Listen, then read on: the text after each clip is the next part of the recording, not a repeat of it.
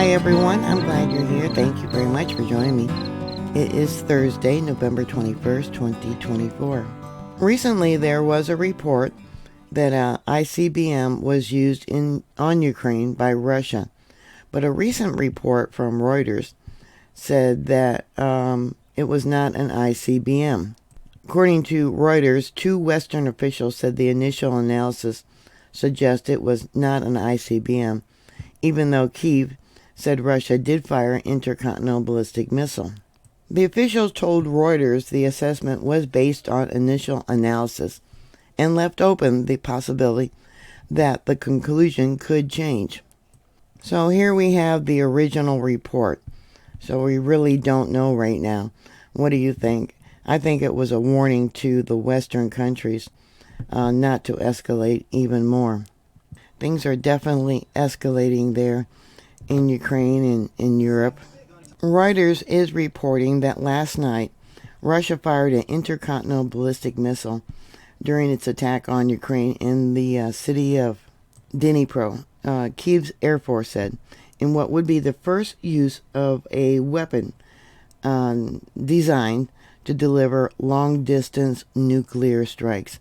Many are saying that this is a warning to the Western states or Western countries and Ukraine. Reuters also says that the launch, if confirmed, highlights the rapidly rising tensions in the 33-month-old war, 1,100 days, and the U.S. and Britain missiles as targets inside Russia.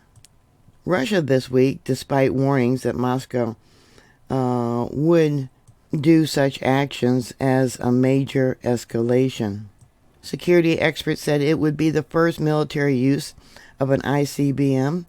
They are strategic weapons designed to deliver nuclear warheads and are an important part of Russia's nuclear deterrent. Ukrainian president made a statement saying, today there was a new Russian missile.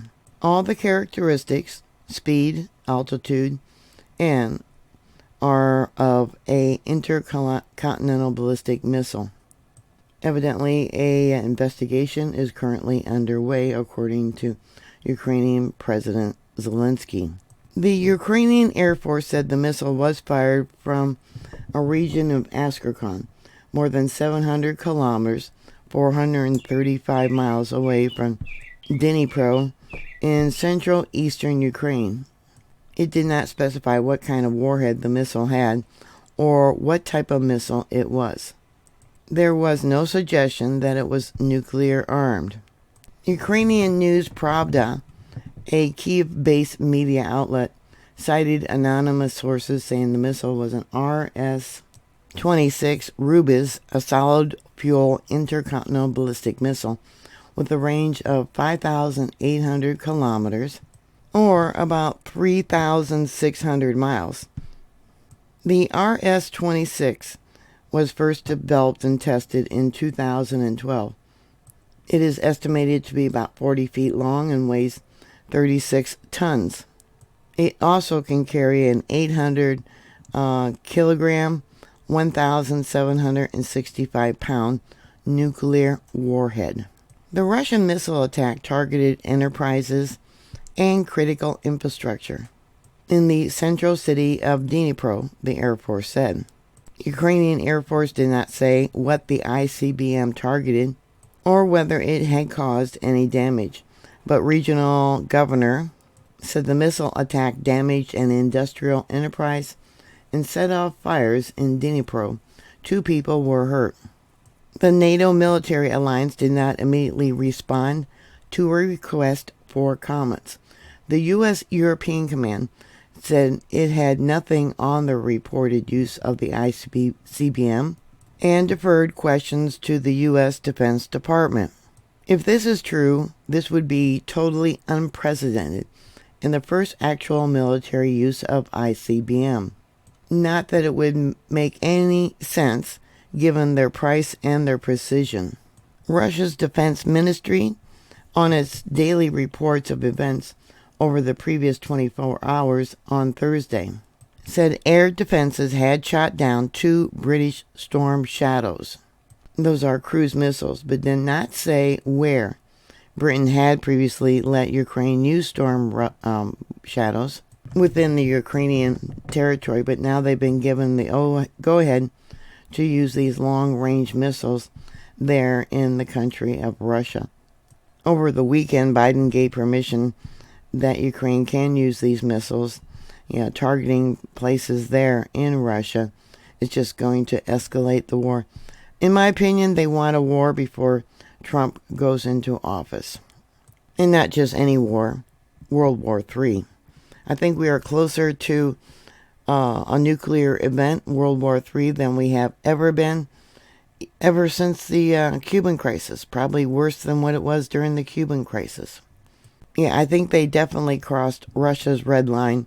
Ukraine fired 6 U.S. ATACMS missiles into Russia on Tuesday, after U.S. President Joe Biden gave the all clear to use such missiles. Also on Tuesday, Putin, the president of Russia, lowered the threshold for a nuclear strike in response to a broader range of conventional attacks. Now, supposedly, the U.S. there in Kiev, in Ukraine, reopened its embassy after the threat of a potential strike. It had reopened late Wednesday after it had shut down for the day due to what was called a threat of a significant air attack. That happened a day after Ukraine used American missiles to hit a target inside Russia. Embassy employees were told to stay at home and shelter in place, and a lot of good that would do if nuclear weapons were used, or if one of these precision ICBMs would be used. I don't know why they just don't close it permanently and bring all our people home. Cannon folder? Yeah, there's no safe place over there. If any of our embassy employees were killed, they would probably just use it for political propaganda. The embassies of Italy and Greece said they also closed their embassies down.